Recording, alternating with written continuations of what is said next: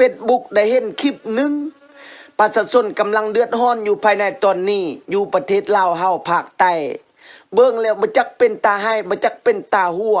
อยู่ที่บ้านหนองบัวทองแขวงสารวันไปฟังนำกันทุกคนคนจนก็จนแท้เนาะทุกข์ยากลำบากขาดเคินข้าวขาดแรงแกงขาดหม้อพวกเจ้าก็บ่ต้องไปเฮ็ดแนวนั้นเนาะสาเหตุมันเป็นนำค่ายแผ่นดินให้คนจีนมากัดมาเลียมาแหนมาจกเนาะเบิ่งให้มันคักๆกันตาก็มีแม่นแผ่นดินโตจังเอาแผ่นดินประชาชนก็อย่าไปคูดอย่าไปเลียอย่าไปจกอย่าไปกวาดเขาเนาะเขาก็ทุกข์เขาก็จนเขาก็ทำมาหากินคอยเว้านี่คอยเว้าเพื่อว่าคอยเห็นแล้วคอยน้ำตาจิไหลน้ำประชาชนเนาะทุกคนคอยก็เป็นคนทุกข์ยากผู้หนึ่งลำบากขาดเคินตอนสมัยแต่กี้ทุกข์ยากขาดเคินเขาขัดแรงแกงขัดหมอกินแต่เปลือกกินแต่มัน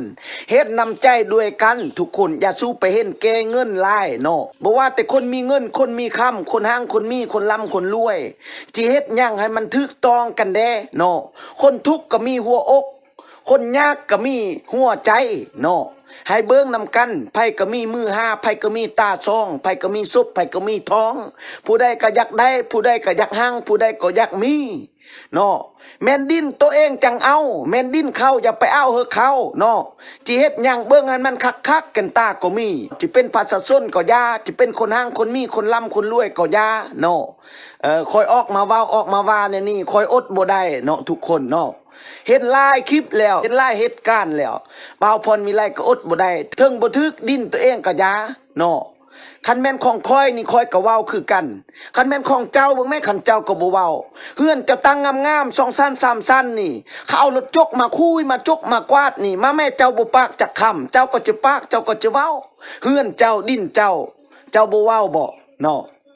แม่นของเขาก็จะเว้าเขาเว้าหยังเว้าบ่ได้เนาะแบกไม้ค้อนแบกไม้ยังจิทับประชาชนอีกบักจีนบักนั่นนี่มันมีสิทธิ์มีอำนาจมาจากไสแม่นผู้ใดอันค่ายดินให้มันหันนะแม่นผู้ใดแบ่งให้มันค่ายให้มันว่าแม่นของมันเม็ดบ่แม่นของประชาชนแม่นผู้ใดอันว้าวหันอันกวาดอันคูดจีนไปเลียจีนไปแฮนหันนะเอ้ยเฮาเป็นมนุษย์ด้วยกันต้องฮักแพงสามัคคีกันเจ้าอยู่แม่อยู่แผ่นดินที่ได้ตังเฮือนที่ได้เจ้าอยู่ผู้เดียวค่ะอยู่ได้บ่อยู่ผู้เดียวเจ้าอยู่แม่เฮ็ดหยังคันยังเป็นเงินนี่มันซื้อหยังก็ซื้อได้แต่ว่าซื้อน้ำใจซื้อทุกอย่างบ่ได้เด้ฉะนั้นแล้วเฮาต้องคิดเข้าคิดออกคิดบวกคิดลบคิดทบทวนไปทบทวนมาก่อนจะเฮ็ดหยังเด้อทุกคนเด้อคอยเว้าความจริงได้เนาะเห็นแก่ประชาชนคนทุกข์ยากเฮาก็เคยลำบากขาดเคินมาแล้วเบิ่งคลิปตัวได้นี่แต่ละเหตุการณ์นี่อดบ่ได้บ่าวพรวิไลเนาะเนาะฉะนั้นแล้วทุกคน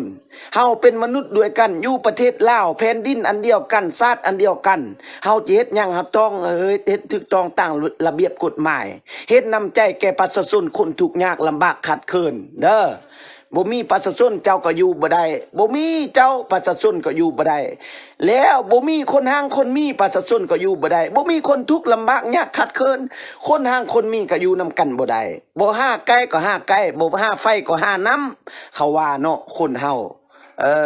บ่แม่นว่าไฟไหม้เฮือนจิซอกแต่คนมีเงินไปหมดบ่มีประชาชนหมดซอยเนอะทุกคนเนอะอันนี้ก็บ่ได้เว้าถึงคนรวยคนหังบ่ได้เหยียบย่ำถึงพรรครัฐขันถึงบ่เว้าแตะต้องถึงพรรครัฐขันถึงแต่ว่าเฮาเนาะเฮ็ดอีหยังสิไปอีหยังก็ต้องเบิ่งซึ่งกันและกันแม่นแผ่นดินเจ้าจังเอาแผ่นดินคอยกับปะให้คอยแผ่นดินเจ้าก็เจ้าเอาเนาะของไผของมันเฮาต้องฮักแพงสามัคคีปองดองกันฮอดหากันเสมอภาพเนาะแล่นทั้งเหนือแล่นทั้งใต้ไปมาหาสู่เนาะจังอยู่ได้ซึ่งกันและกันทุกคนเด้อเฮา